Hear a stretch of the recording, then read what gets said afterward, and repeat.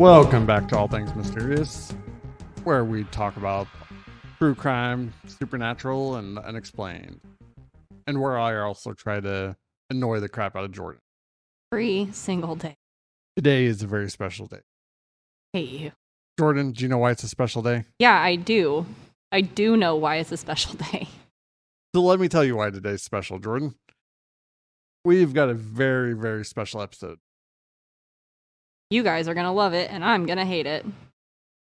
I have put together a little test to test your true crime knowledge. Yep, gonna hate it. I have included 5 stories. One is very well known. I think you'll get it no problem. Friggin' hope so, Jesus. 4 of them are more obscure and not as mainstream. Probably heard of them, probably not, but we'll find out. Each question, I'm going to give you a real story, a little snippet of it, and I'm also going to give you one that I made up. And you've got to decide which one's real.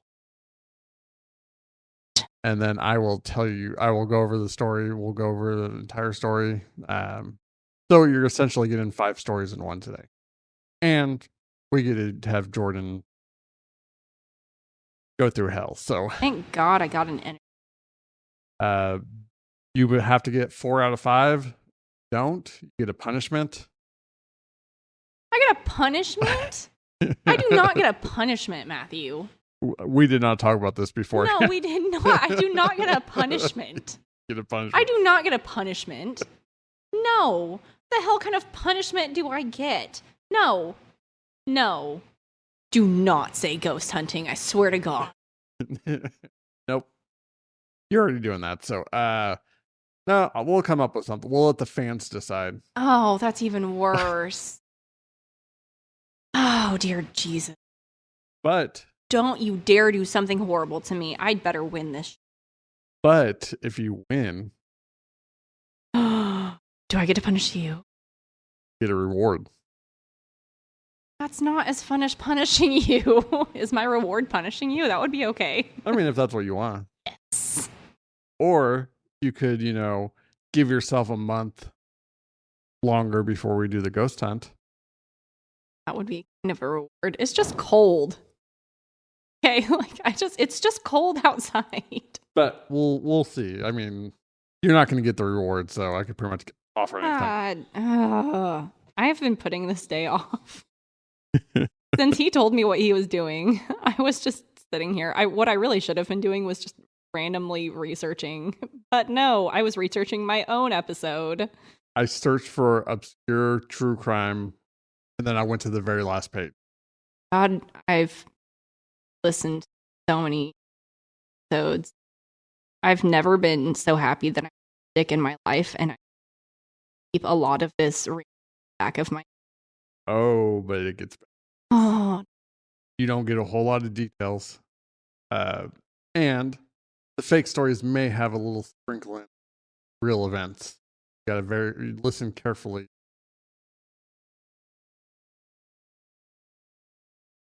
So let's start.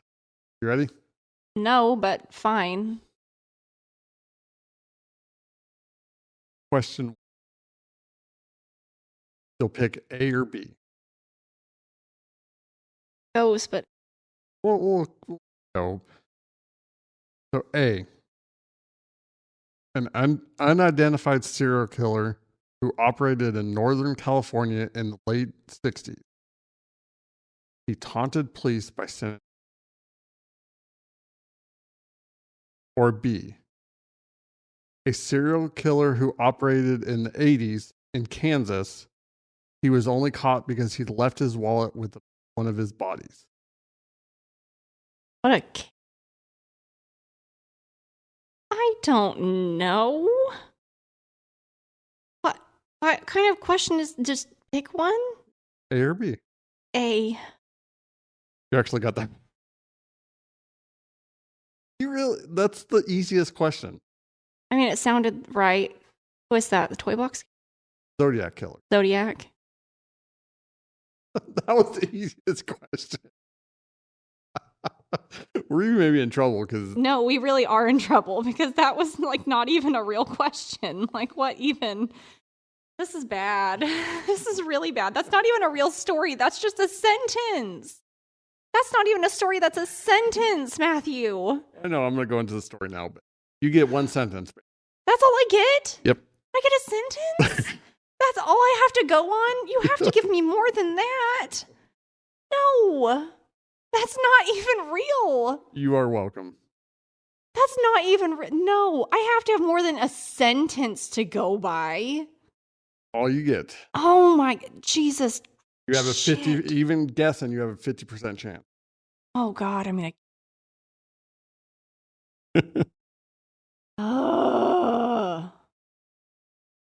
Got it right. So now we'll talk about the Zodiac.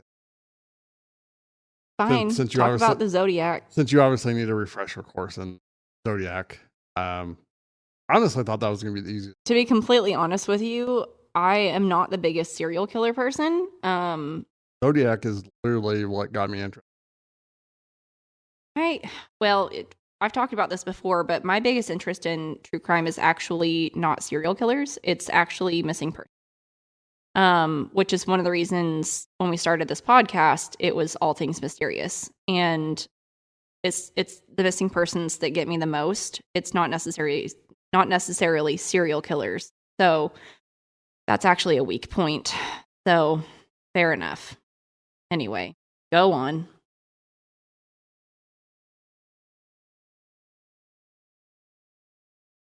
Okay, so one of them you might do well on because it's a missing person.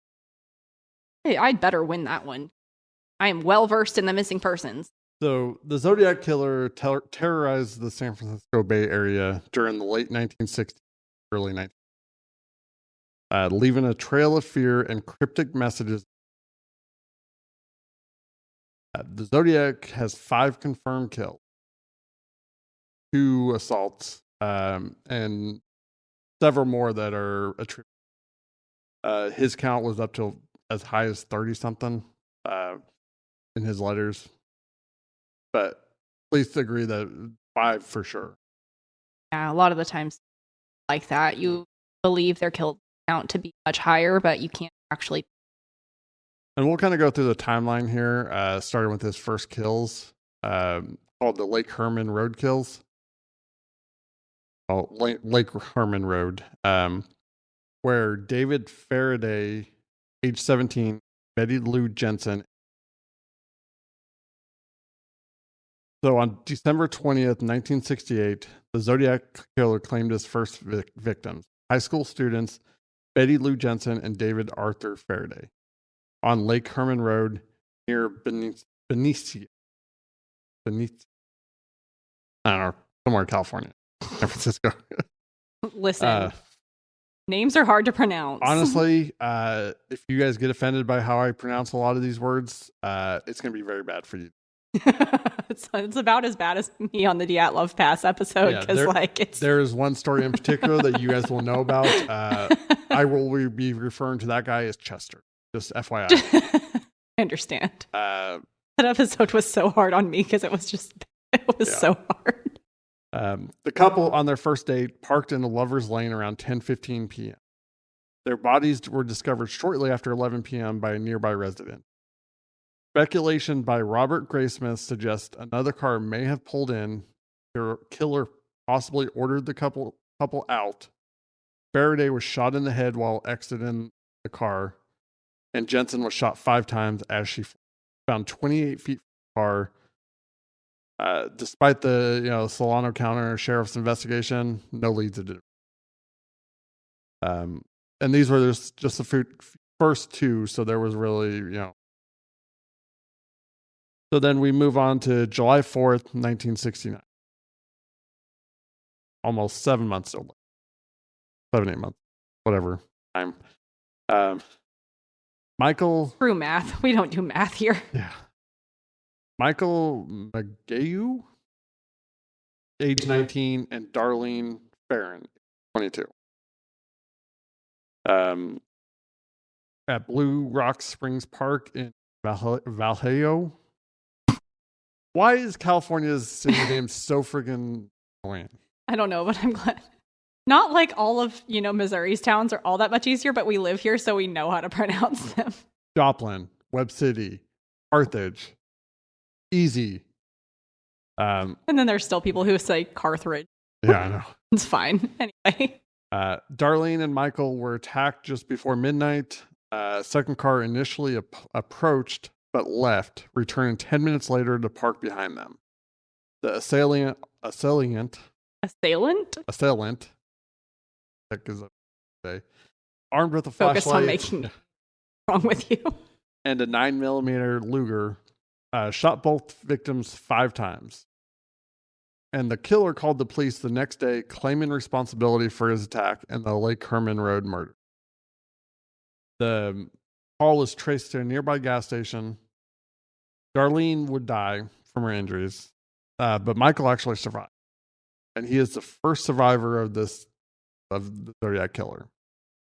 He described the Zodiac as a white male.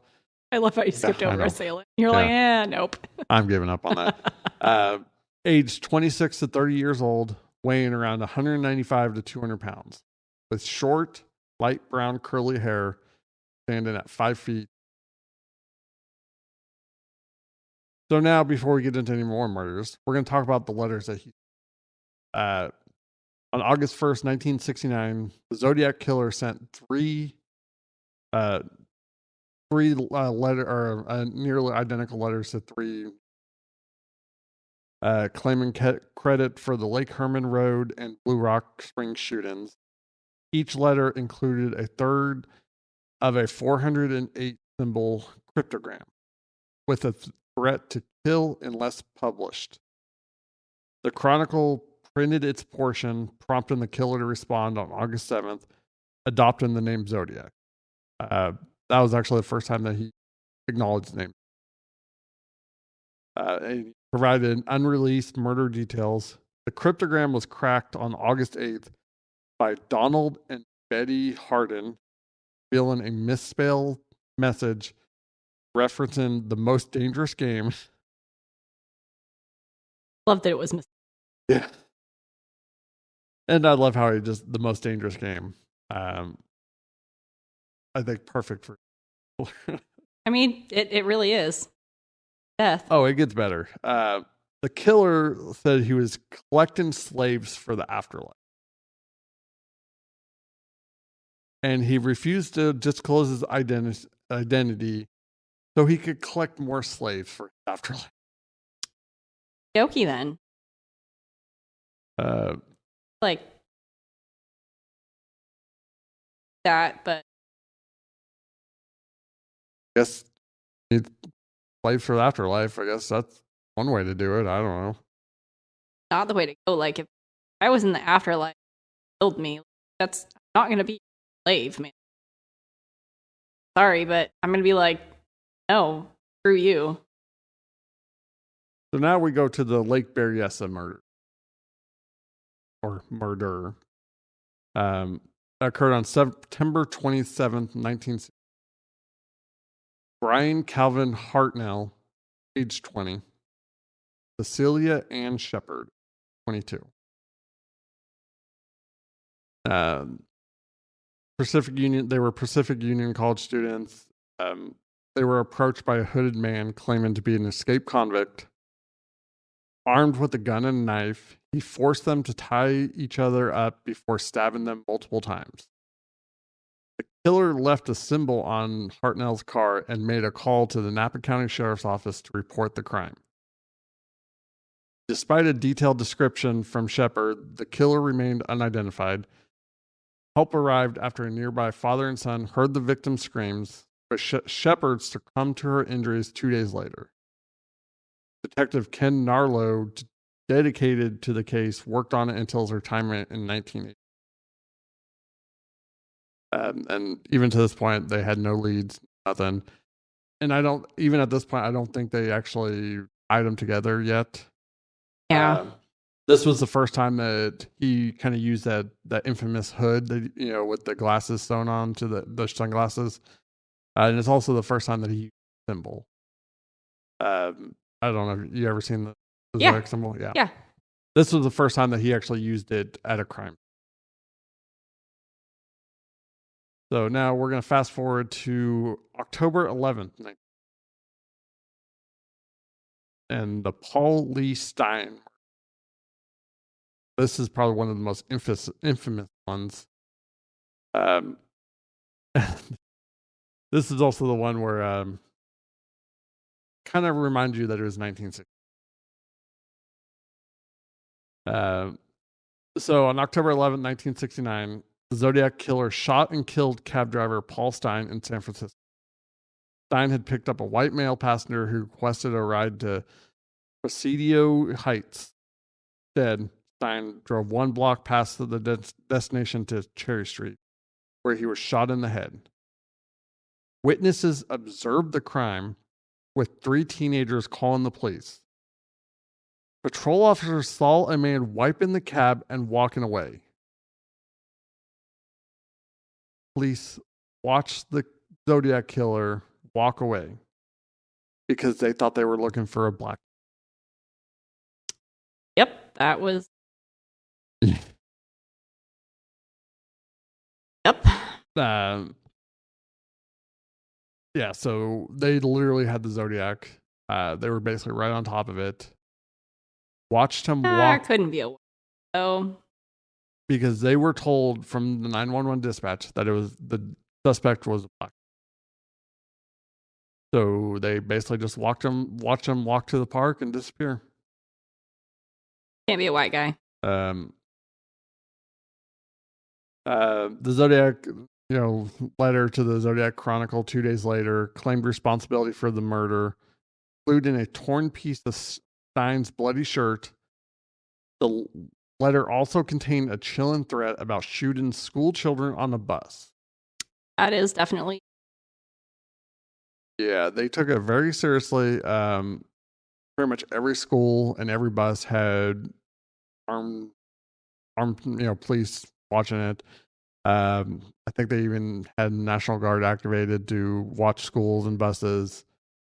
I mean, at this point, it was taken very serious. But literally, the Zodiac killer could have been caught. Cops weren't. I mean, and not necessarily. I mean, I'll give the cops a little bit of credit because they were just going by what they were told from dispatch. At the same time, like, we all know that eyewitness testimony. And I mean, the teenagers who reported the crime said they never mentioned the guy's race. But definitely at some point when they were, dispatching the police on it, it somehow became a black man. There's still obviously a lot of confusion on how that actually happened. And then we're going to get into some further letters. On October 22nd, 1969, someone claiming to be the Zodiac called the Oakland Police Department, demanding the appearance of lawyers F. Lee Bailey or Marvin Belly on a talk show. Belly agreed, but the caller using the name Sam failed to show up for a meeting arranged by Belly. The call was traced to a mental institution patient, ruling him out as a Zodiac. Yeah, I would think that probably would rule it out. Yeah. So then on October 8, 1969, the Zodiac mailed a cryptogram called Z340, which remained unsolved for over 51 years. In December 2020, it was deciphered. With the Zodiac denying being the Sam on the show, the FBI confirmed the decryption but found no new clues. Going back to November 9th, 1969, the Zodiac mailed a letter claiming 2 policemen spoke with him minutes after the shooting Stein. On December 20th, 1969, the Zodiac sent a letter to Belly, including another piece of Stein's shirt seeking his help. That was the last confirmed kill. There was a few letters afterwards, but all the good stuff already happened. Now, on top of that, there's several victims that are a lot of people think might be the Zodiac killers. That were believed. of him, but weren't confirmed because he didn't claim them. I would say honestly, hold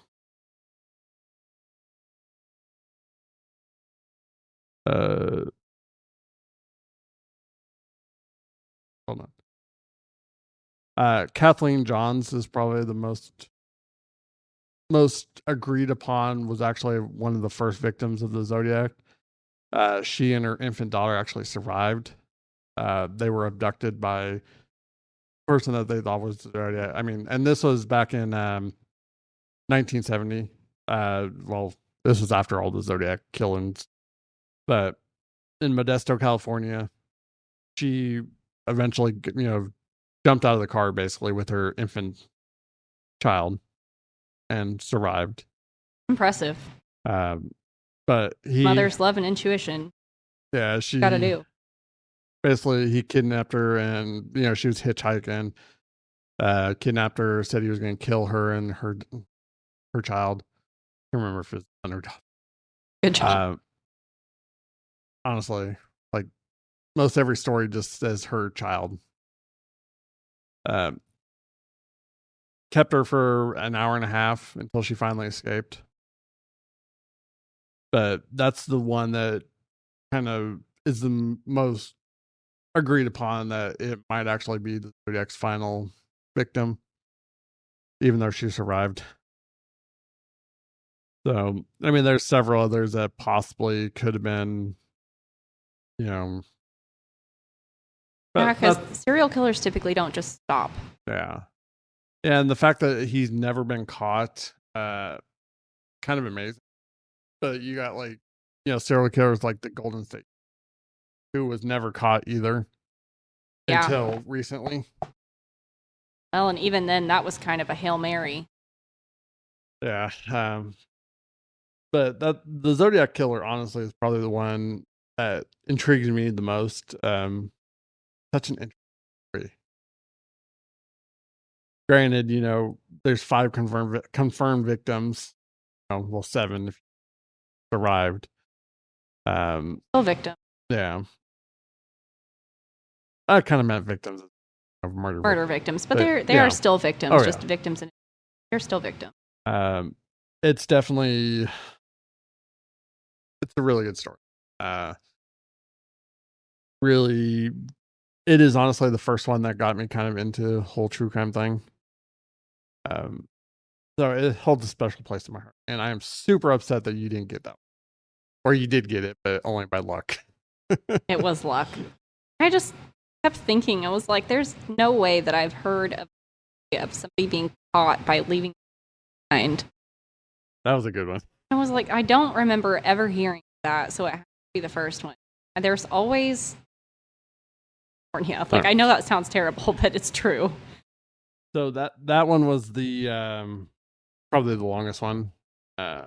Most of these are shorter stories. I mean, I could have probably dragged that out to a full episode, but I kind of wanted to do all these together, and I wanted to torture you. You always. Your favorite thing in the world. And the main reason I put that in there, because I literally thought that was going to be the easiest one. So, okay. Question number 2. A military plane goes missing in the Bermuda Triangle in the 70s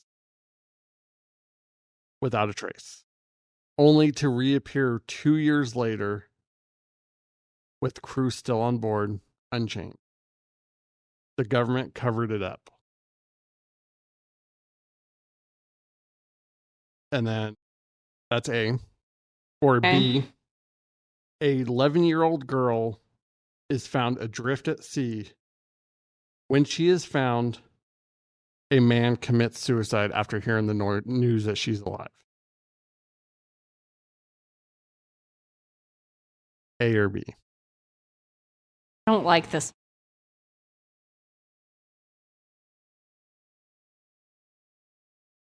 I don't recall either story. However, I don't like either story.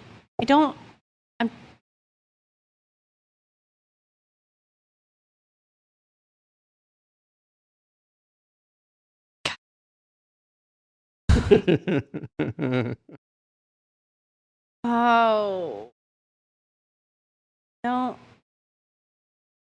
Feel like I'm definitely trust. Feel like it's Final answer. have to be fine. One chance. You are correct. The story of Terry Joe Superall. That's exactly right. 100% that was my inspiration behind that Fucking one. called it. Fucking called it. But it's also a little, it's actually it sounds pretty believable for me to triangle. I would have recalled that story because I want to cover MH bad that I would have recalled it. No, I didn't know the other story, but I would have recalled that shit, man. So this is the story of Terry Joe. Brawl. No. Get weird. So for the story, she's just gonna be Terry Joe. That's fair. Can't blame you for that. But we're gonna start from the beginning. Around 12:35 on Monday, November 13th, 1961, a crew member on the oil tanker Gulf Lion spotted a man frantically waving from a drifting dinghy, claiming to have a dead child on board. The crew rescued the man, identified as Julian Harvey, skipper of the Bluebell. Harvey explained that a sudden squall the previous evening caused the Bluebell to capsize, leading to the death of a 7-year-old girl, Renee. Harvey unsuccessfully tried to rescue his wife and passengers before being forced to abandon the sinking ketch. I remember this story. I just didn't. Okay. No, I remember the story. I remember it. An autopsy later confirmed Renee's cause of death as drowning. So Harvey was taken to Nassau, where authorities questioned him despite doubts about his story due to his calm demeanor and well-equipped. His claims could not be disproven. He was permitted to return to Miami on November 15th, face further questioning by the U.S. Coast Guard. Now, on October 16th, 3 days later, child was rescued by the Greek freighter Captain Theo in the Northwest Providence. Second officer Nicholas Nicholas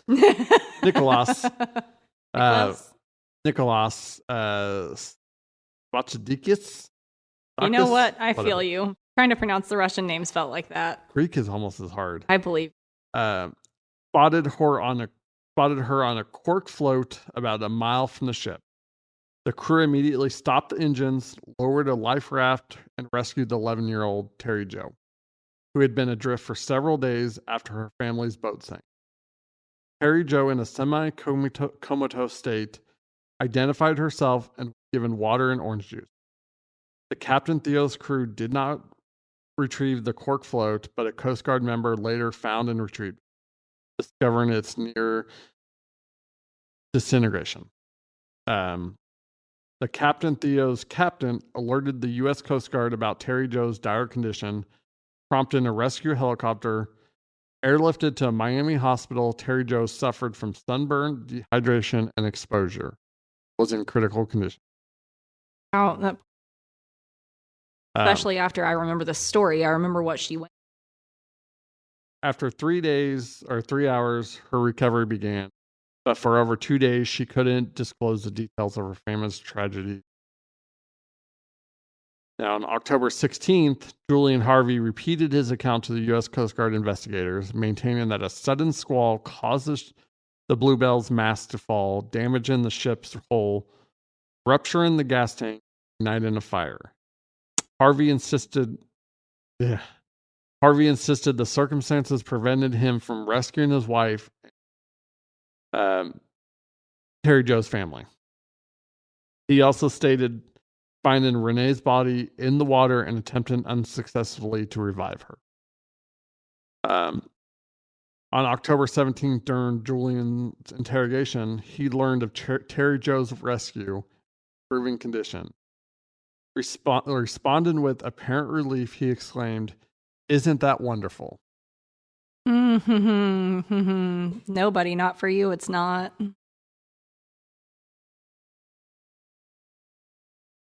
When informed of an official investigation into the Bluebell's loss, Harvey requested to be excused, claiming fatigue and a desire to speak with his wife's family. He checked into a motel under an alias, John Monroe, and wrote a 2-page suicide note before taking his own life by slashing his thigh, ankles, and jugular vein with a razor blade. Thorough, I'll give him that. The note found adjacent to his body lacked explanations or apologies and simply expressed that he couldn't endure the situation anymore. Harvey requested burial at sea and entrusted the care of his 14-year-old son, Lance, to a close friend from his military service. So at this point, they have no idea what's going on. Mm-hmm. They're about to, though. Oh, yes. Because on November 20th, Terry Joe shared with investigators the truth about the Bluebell and its passengers lost. Yep. On the return journey on November 12th, Terry Joe heard her brother's screams and investigated to find her brother and mother dead. Harvey assaulted her, shoved her below deck, and then struck the vessel, causing it to sink. Harvey, carrying what appeared to be a rifle, spared Terry Joe, returned above deck, and later dove overboard, abandoning her. Terry Joe untied a cork float, threw it overboard, and drifted for almost 3.5 days before rescue. She refuted Harvey's claims of a fire and maintained the sea's calmness. Terry Joe learned Harvey had been picked up alive in the life raft with her sister's body 3 days before her rescue, while her parents, brother, and Harvey's wife were lost at sea. Yeah. Yep, I remember that. I didn't know. I remember now about him, but yeah, I remember the story now that you're going more of the details. But yeah, I don't know how people, their families. I mean, I'll never understand. We'll kind of talk about some of his. So it's like when people, I don't know. I can understand defending. Basically, money, what it boils down to. So, with Terry Joe's compelling account and Harvey's subsequent suicide, an investigation delved into Harvey's troubled history.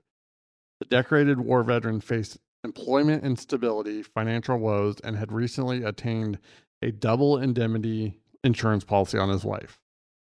A month before the Terry Joe's family chartered the Bluebell, Harvey was hired to take tourists to seas, including Terry Joe's family.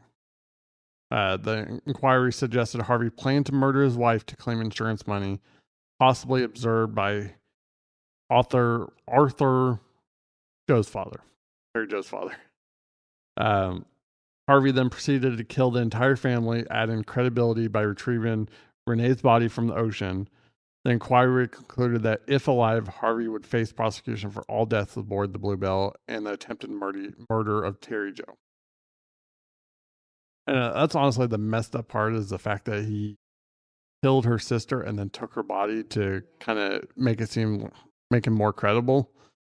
On the other hand, though, I mean, the fact that she at least got to bury one of her family members. I feel bad for her.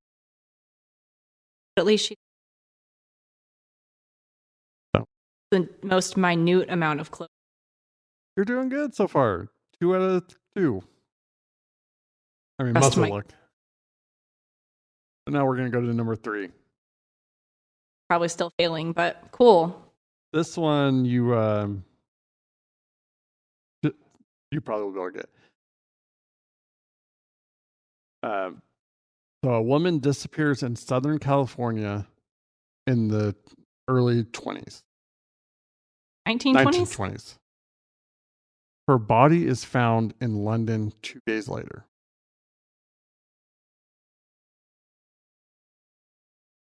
Pre-flight.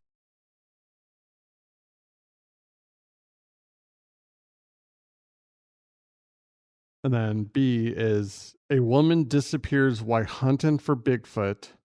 Her male friend says that she was abducted by Bigfoot. Who I will add to give you a little more. He was with her at the time.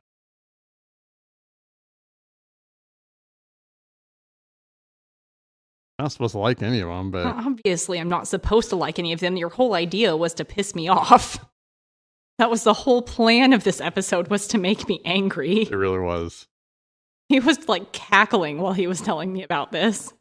Feel his evil little grin. A or B? I don't like either of them. I feel like this.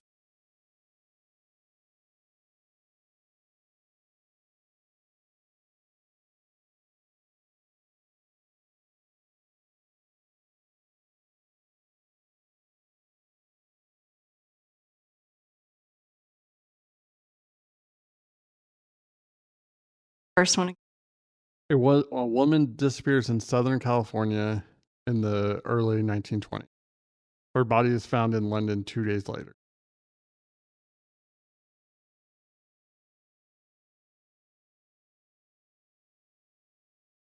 And I will say a little more of a hint. This story is unbelievable, but it is 100% true. That is all I'll give you. You're going to tell me all of them are true. Well, the story that's true here is something that, let's just say, it has to do with the government.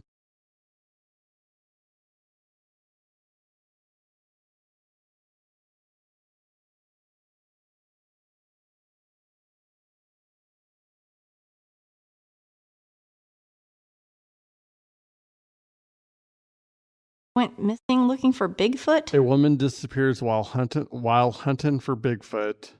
Her male friend who was with her says she was abducted by Bigfoot.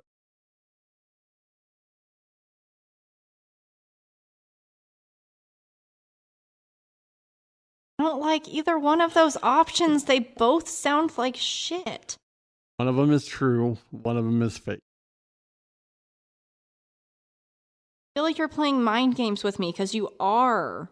I really am. I know you're playing mind games with me, and I feel like because B said that A is. I never said. I feel like you. No, I said one of them was true. I said the one that's true is unbelievable, but it is true. I wasn't specifically picking one out to tell you. I wouldn't cheat. The integrity of the game is on the line. I vaguely remember about I feel like it wasn't in the. I feel like it was a lot later. Woman turn up.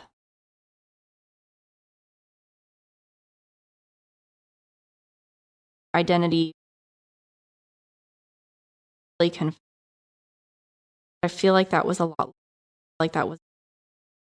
So I think that's. No, I'm trust that, and I sure as hell don't know anything about it. So fuck it. I feel like I'm wrong. I feel like I'm really wrong, especially because all of this is fucking obscure because you're stupid. Mother of God, I hate you. I'm just going with A because fuck it. I'm just trusting my gut. A. Final answer. I feel like I was. You're wrong. It is B. And this one is specifically the disappearance of Teresa Ann B. The only thing that I could think of, woman that I had a feeling in my gut that it was not right, but I don't know. I don't know. This is stupid. This is a stupid game, and I fucking hate you. Hey, you're doing pretty good. 2 out of 3. You're doing a lot better than I thought you would. I mean, mostly sheer luck, but First one was mostly luck, but it was kind of ruling things out. But If you guys could see my face right now. This is one that I wish I was recording in video because it is just This one in the magical. Mandela effect Yeah. video, my face, I'm sure would give, Oh, because yeah. I'm just like, ugh. So have you ever heard of Teresa Ann Beer? No, I don't think I have. Maybe Uh, if I hear the rest of the story, maybe. But yeah, because this story's a little creepy. Well, I'll just get into it, and you'll all kind right, of. go for it. Have So, fun. On June 1st, Piss me off. 1987, 16-year-old Teresa Ann and 43-year-old Russell Skip Welch, You say 19 and 43. 16 and 43. 16 and 43. Yeah. That's creepy. Yes. That's really creepy. That was the male friend. Oh, that's really Yeah. creepy. I don't like that. Oh, it gets worse. Wait, it gets worse? And this is true? Yes. Oh, that's okay. Yeah. They became separated in the Sierra Nevada mountains during a trip to search for Bigfoot. He was initially charged with abducting Teresa.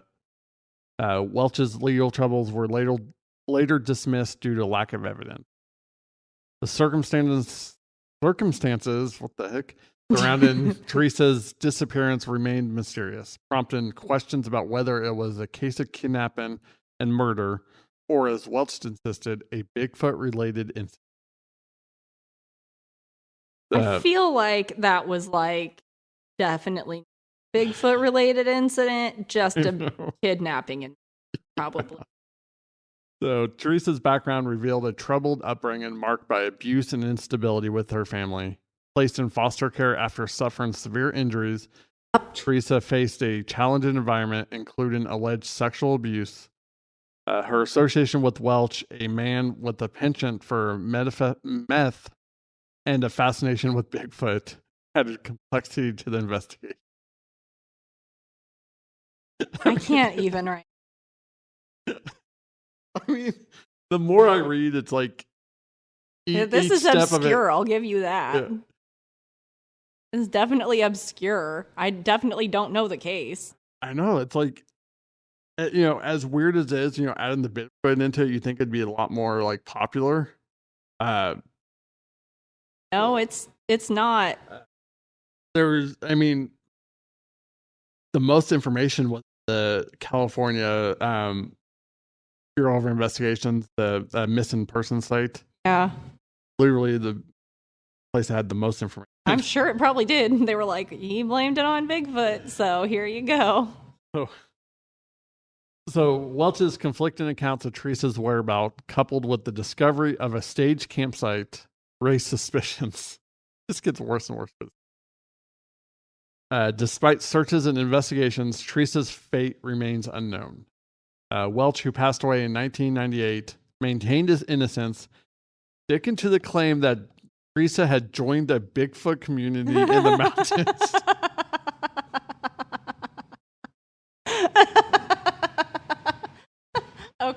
Okay, buddy. Whatever you say.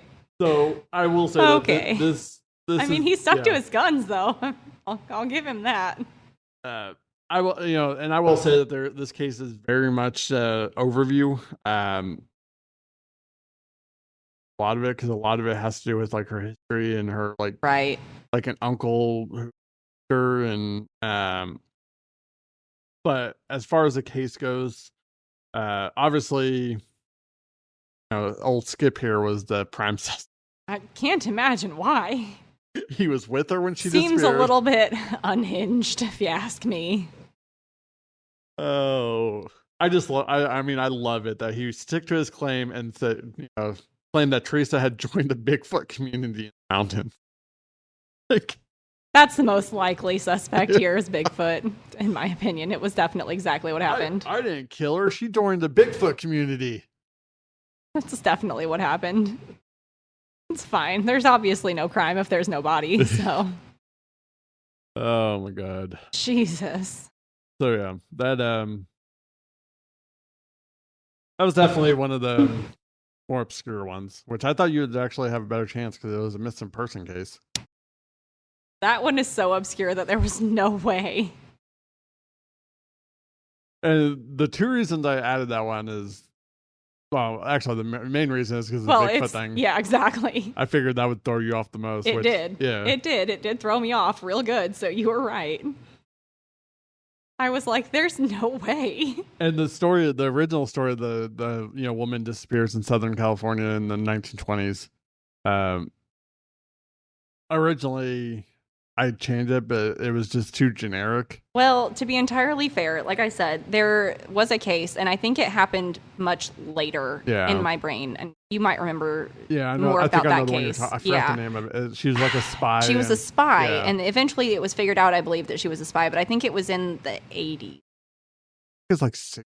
Might have been the 60s. I don't remember, but it was discovered, I believe, that she was a spy, but her identity is still more or less unknown. Yeah. But yeah, I think you know the case I was talking about. But yeah, I can't remember it. She was more or less an unknown woman, but I was thinking of that case being a possibility. But it was like, I don't think, and I don't know. I remembered originally you saying that there was possibly paranormal in this, so I was like, I don't know, maybe it's a paranormal thing. And you're red herring, I don't fucking know. My brain is.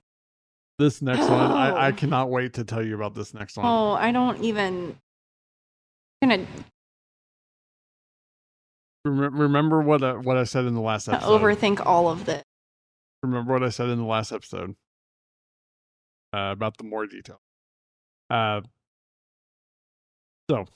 number 4. A is a cult in the 70s who predicted the world would end. And when it didn't, the leader said the reason why is because God's world and ours are in different time zones. Or B. Fairly well versed. Or B, a cult who believed that the Taco Bell dog from the ads was actually a god. I kind of want B to be true. Like, I really kind of want it to be true because I want to hear about it. I will say I had a fun time with this one. That's all I'll say. I really want B to be true. Please, God. What's your answer? I want it to be B. I feel like it's A. Which one? Can we go with the one you want or the one that you think?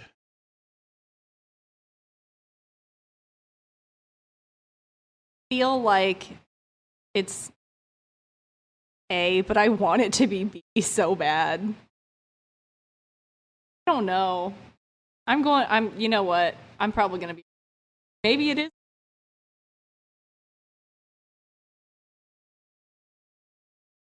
Seems super out there. I mean, if it was a fake one, that would be kind of weird fake one. Be too obviously fake. It would be so obvious. I kind of want to pick it because it just seems great. What was it that believes the Taco Bell dog the god? Mm-hmm. You know what? Fuck it. That's the one I'm picking. That is incorrect. I feel like it probably was, but just because I wanted it to be real. This one actually, because I would join that cult. It sounds great. Honestly, like I remember distinctly. This one's kind of based in fact. It's not actually a cult, but there was a lot of memes going around. Yeah, I remember about the those. Taco Bell dog. They were great. Yeah. They were so good. I wanted it to be real. I wanted it so bad to be real. I wanted to hear the story. I did too. I wanted to hear the story. God damn it. So actually, A is the correct answer. I figured it probably was, but man, I wanted to hear that. And this one is about the Ant Hill Kids cult. Ant Hill Kids cult. Yeah. This is the Chester, by the way. Oh, this is one you can't pronounce? Yes. Try and pronounce it once. I will try, but it is not even going to happen. Roche Deriot. I see it. I want to give it a shot. Don't scroll up. I'm not going to scroll. Theriault? Yeah, there we go. Theriault. Roche Chester. This new name for this episode is going to be Chester, and you will soon understand why. He was not a good person. So I mean, it's a cult. yeah, So yeah, I've already lost. yeah, Not that I really tried on this last one because I just wanted B to be true. yeah. Oh yeah, you did actually lose because you had to get. Technically, I mean, I had a feeling that A was true, but I wanted B to be true. I'll give you I some bonus just points. wanted B to be true. I wanted to hear about the cult of the Taco Bell dog. I mean, that one sounds so like crazy, but actually plausible. Really, It does because, like, I mean, we did a conspiracy theory episode, and like, there's a legit conspiracy theory out there, and people believe that birds aren't real. So listen, that's plausible, okay? It's plausible. and that's why I wrote that one like that because I was hoping that it was gonna be so out there. I was like, you know what? No, I'm gonna pick it even if it's wrong because I want it to be real. And honestly, I wish it was real because that one would have been I more. wanted it to be real because that would be such a great story though. So, Chester, a charismatic individual, thought to prepare for an impending apocalypse by forming the Ant Hill Kids, a religious commune influenced by the Seventh-day Adventist beliefs, initially promoting ideals of equality and unity. The group's harmony deteriorated when expelled from the Adventist church. Chester's influence intensified, leading to strict rules such as prohibiting contact with families and imposing communication restrictions That's usually where it starts. Yep. among Start members. cutting you off. His descent into alcoholism and the imposition of increasingly severe regulations marked the unraveling of the once promising.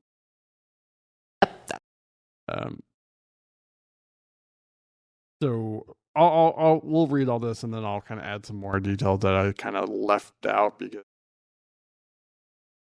yeah, Cool. let's just say he did a lot of the typical cult stuff, but in regards to raping everyone and with every woman. Yes, I am your god kind of thing. Yeah. If you want to go to heaven, you got to sleep with me. Ah, gotta love that. Yeah. So the Ant Hill Kids sustained themselves through the sale of baked goods, but beyond the kitchen, life within the sect descended into a nightmarish reality. Chester began scrutinizing his followers. I love that you just can't say his name. You're just like, and Chester. Yeah. I mean, honestly, he's a Chester. So like Tybalt or something. Yeah. Not that bad. Theriault. I don't know. Not that bad. It's not necessarily that I can't pronounce. I mean, that's part of it, but to That's be honest, fair. He is a Chester. That's fair. So he would, hand out punishments to those he deemed insignificantly devoted. Attempts to leave the sect triggered his wrath, resulting in brutal acts such as using belts or hammers, suspending individuals from the ceiling, meticulously plucking each hair from their body, or subjecting them to degrading actions like defecation. Yep, that's yeah. Well then, as the well-being of the seminars deteriorated, Chester increasingly embraced his delusional divine beliefs.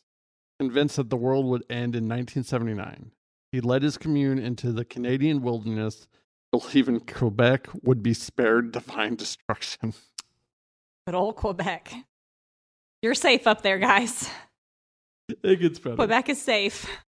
So when 1979 passed without apocalypse, Chester justified it by claiming different time zones between our world and God's. Despite his feeble God does not live in our time zone, you guys. It's fine. Despite his feeble explanation, his followers elevated him as their absolute leader in the Canadian wilderness and later in the Ontario woods.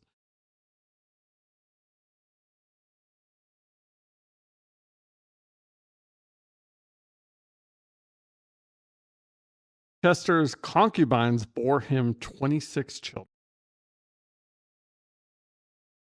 Of two? No. 6? And let's just say a lot of his children's moms were barely old enough to be Yeah, I think. classified as adults. Um, so, as a twisted cult leader, Chester subjected his offspring to abuse, including welfare authorities or leading welfare authorities to intervene and remove the children. The torment extended to the Angel kids when Pappy grew angry, assuming the role of a makeshift surgeon. Followers would restrain the patient, fully conscious,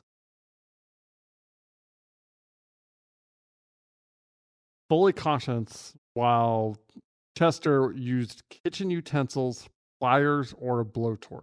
Oh dear, geez. Yeah. The brutal practice resulted in followers losing limbs, teeth, fingers, and toes. Oh dear God.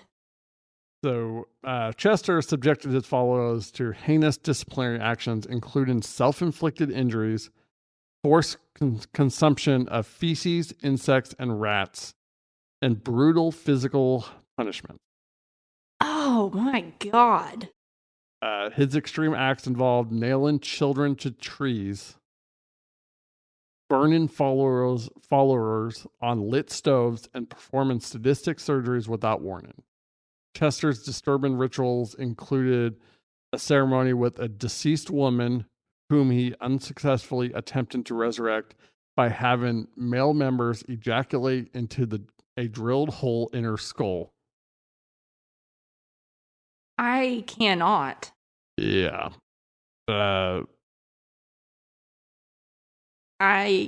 Right now. I've said it before, but it's about to get worse. Oh my God. It gets okay. Yeah.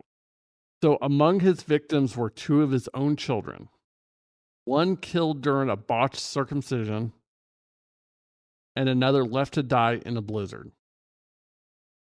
The atrocities came to light when Gabrielle Lavelle's near-death experience exposed the cult's crimes. Despite enduring severe abuse, it took amputations and a brutal assault for Gabrielle to escape and contact the authorities in 1989. Chester received a life sentence but was murdered in prison in 2011 by a fellow inmate who handed a knife to the guards, ending the life of the self-proclaimed prophet at 63. Yeah. You know what? Bravo. Bravo. Honestly. Not that I, believe in that behavior. But frankly, good job. This is like the Ken Rex thing It all is. over again. It's like Ken Rex McElroy all over again, but at the same time, like, bro, God, you did so much torture. Like, not that I condone that behavior, but you deserved that shit. So, and then Dude was already in prison. So here's the messed up part. Astonishingly, some followers remained loyal even after Chester's atrocities were exposed. I'm sure they did. The cult. Highlighting the disturbing power dynamics within the cult. Cult people. While it may seem simple to declare resistance against such treatment, these ordinary individuals endured relentless torment from a deceitful, abusive, and sadistic leader simply because their beliefs aligned with his. The power of charisma and religious fervor is generally frightening and shaping. Cults, man. There's something else. Whole another ball game. But honestly, I mean, the Angel Kids cult, which I never even heard of that until this is the first time I hadn't either. I can't believe I'd not heard of that. I know. Like, I think I feel like that should be a well-known cult story. The whole Jim Jones or whatever thing, I think that kind of overshadowed this. It did, which frankly shouldn't overshadow this story. It really shouldn't. It shouldn't, because this is way more atrocious. And it's just This one is oh god damn. So for the last one. Yep. So at this point you can't win. No, I can't win. I didn't expect to win anyway, because I knew you were going to throw me off. I will give you a bonus point. name the year that this happened. I won't be able to do that, but okay. I know. You may have actually heard of this one. Or not. Probably not. So A is a killing duo who ordered a pizza and then killed the delivery guy because they wanted to know how it felt to kill somebody. Or a pair of female serial killers who would lure men with the promise of a threesome and then kill them after.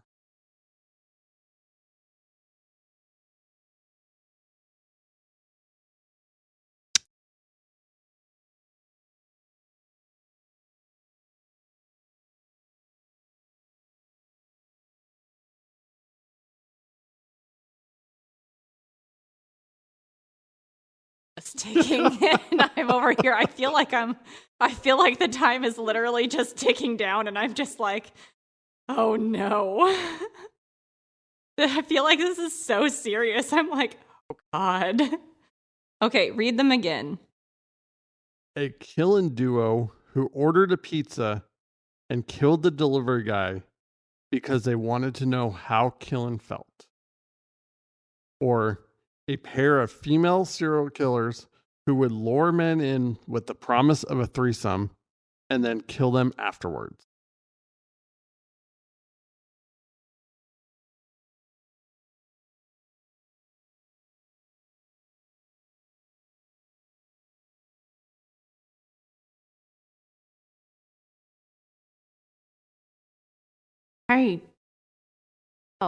Because honest to God, I feel like I've heard both of those stories. I really do. I feel like I've heard both of the stories. Why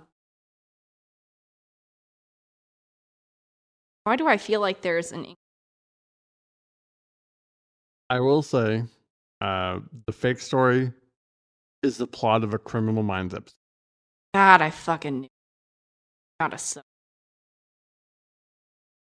Or the rough estimate of the plot that I remember from the Criminal Minds episode. Yeah, right. I knew it came from somewhere.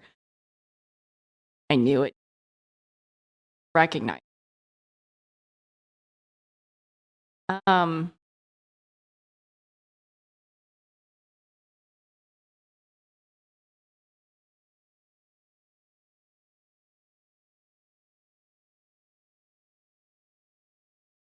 So much more difficult, Matthew. Ugh. Oh, Fucking hate you. I wish I could record this right now. I don't know. I feel like I'm gonna eeny miny moe it or something. I don't. Got a 50% chance. I don't know.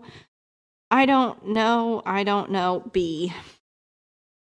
So your final answer? No, because they're both probably. I don't know. I don't know. I feel like the majority of my guesses been wrong. I don't like it. I don't like any of my answers. No. I mean, you've got 2 right, 2 wrong, so you're 50%. I know.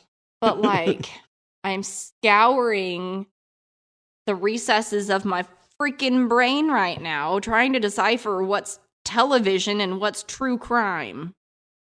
Because I don't know, because I don't listen to a lot of obscure true crime. I listen to a lot of mainstream true crime, but I also watch a lot of freaking Criminal Minds, you little shit. I know. That's why I included this one. Stupid ass.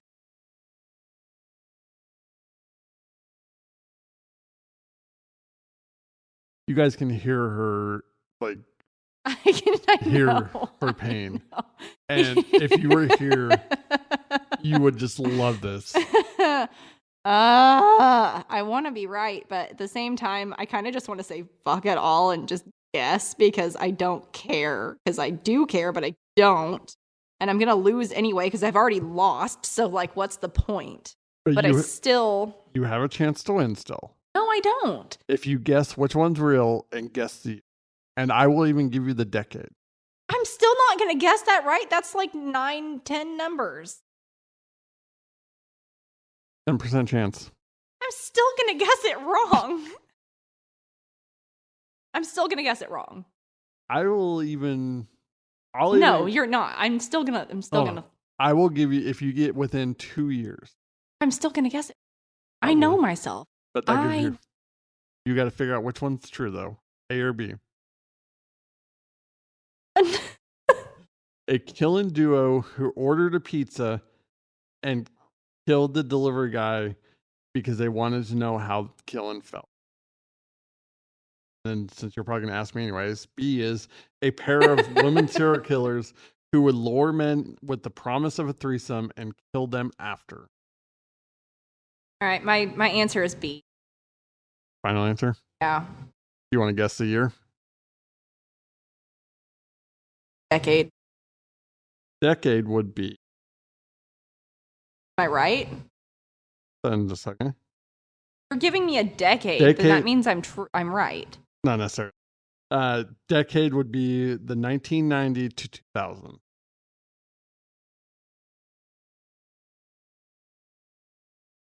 So the 90s. I don't know why I said it like that. I mean, I don't know why you said it like that either, but I mean, screw it. So technically 1990 to 1999.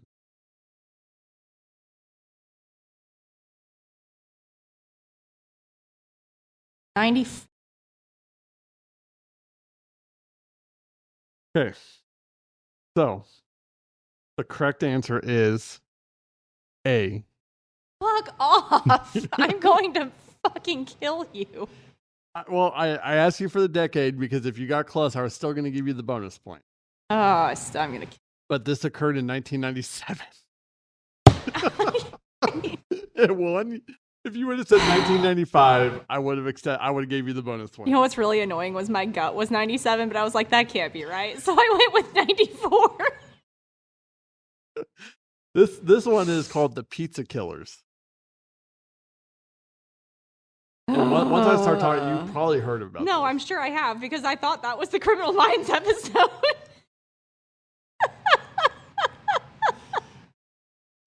But I was like, no, I think I've heard of that one, but I think that has to be the Criminal Minds episode.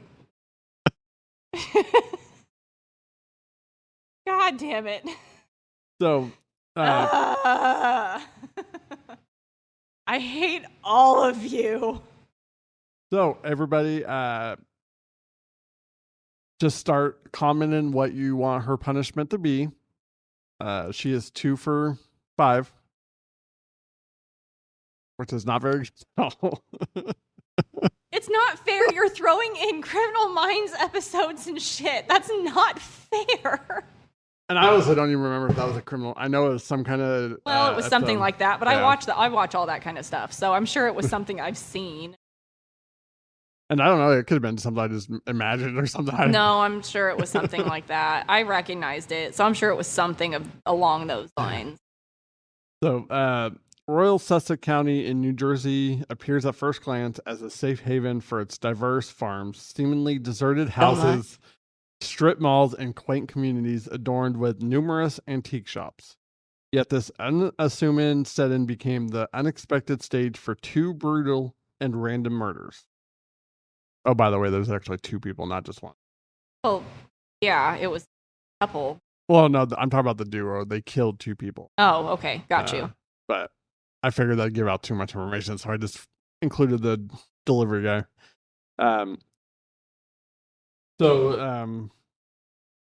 It serves as a stark reminder that unfortunate incidents like murder can occur anywhere.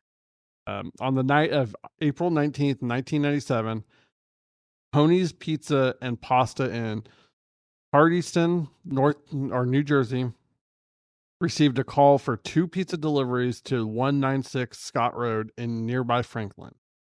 This wasn't the first time Tony's had been contacted that night, as the caller had reached out to multiple pizzerias, all of which refused to deliver to the specified address. Sensing something amiss, owner Giorgio Galera, accompanied by 22-year-old employee Jeremy Giordano. Close enough. Just go with the first name. left the pizzeria around 10:30 to fulfill the order. So the owner went? Yeah, Giorgio was the All owner right, of this well, pizzeria. You know what? Props to him. Oh yeah, That's a good owner. he sent something wrong, so he didn't want to send his delivery driver to go by himself. Good so man. Of course, it won't matter, but No, but it was nice of him to do that and make sure that he was protecting his employees. Yeah. So, I mean, gonna die, but it was nice of him to make sure it was him and not them. Arriving at the house, Giorgio and Jeremy encountered Jason Vreeland, 17, and Thomas Hochkevich.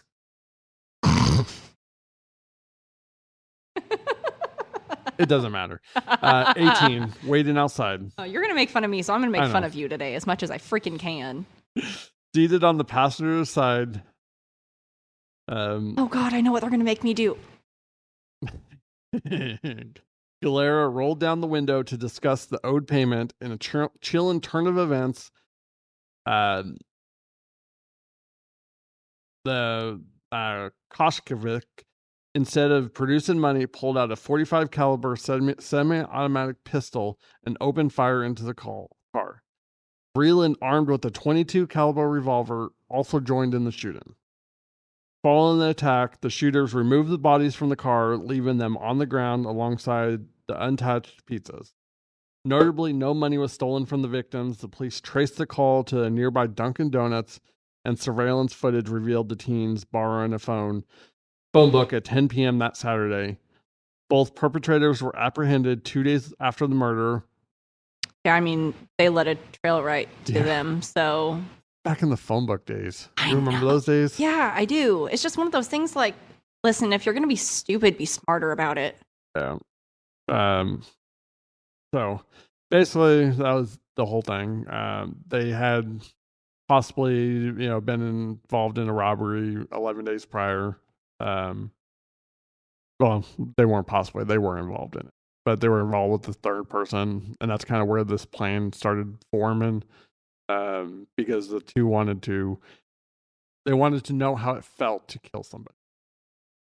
The third accomplice, Michael Conklin, he was actually the getaway driver for the robbery. He actually dropped out of this whole thing because they were planning it, and he just didn't want to murder somebody. That's fair. Originally, they were just going to rob the pizza guy. You can understand that. But once I started kind of going more into, deciding to murder him, Conklin basically just said, no, I'm out. I'll do some smaller crimes, but I'm not going to murder somebody. That's fair. Props to you. Both shooters were convicted and received life sentences. Vreeland will be eligible for parole on October 14th, 2044 at the age of 65. Koshkovic will be eligible for parole on October 20th, 2072 at age 92. He was said to be the mastermind and main shooter. Vreeland claimed that while involved, he mostly just shot the dash of the car. So exciting. Yeah. So that's for the most part it. Not too exciting. I think the threesome one would probably been more interesting. Can't trust my leads me astray.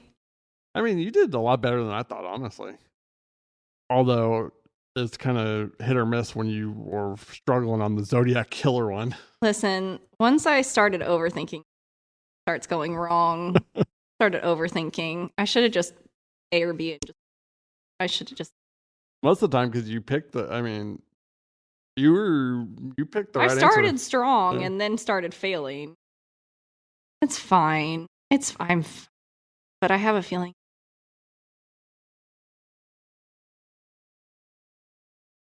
Why do I? Now they definitely are. You should have said it while we're on air. I know. About it. No. Oh, we're definitely going to have to do this again. Oh. I had a lot of fun in this. I had a lot of fun in the research. I'm sure you freaking did. You're over there grinning like an idiot. Oh, this is like I've been over here with my head in my hands, like thinking so hard. I'm sweating. I honestly thought the Zodiac Killer would have been the easiest one because that's like the most common. It is, but well, it's like I told you, it's like I'm not super into serial killers. I know a decent amount about serial killers, but ironically, the Zodiac is actually a really big like blank area in my brain. It's missing persons that I typically about, So, I mean, obviously, like the Zodiac, I could probably done a whole or just unsolved deep murder. dive. But and that's kind of one reason why I chose to do it like this is because a lot of these stories are smaller and won't really fit into a full episode. No, it was a cool format. Aside from the fact that you're torturing me. Oh, I'm so gonna do this again. Oh, we'll see what the fans think. Oh yeah. So if you want to see me torture Jordan again with this format, just let us know. I'm sure they'll vote yes. Don't worry. I know you guys love it. I just want to thank everybody for listening. I don't ever write an ending, so Jordan has them, written out and all good to go, and I just kind of wing it. Yeah, Matt just throws it out there. And then I totally forget at the end what I'm talking about. So I will just thank everybody for listening. If you can like, comment, or subscribe on any one of where the podcasts are, on our YouTube, all links will be in the description. I want to thank everybody for listening. As always, we'll keep you guessing.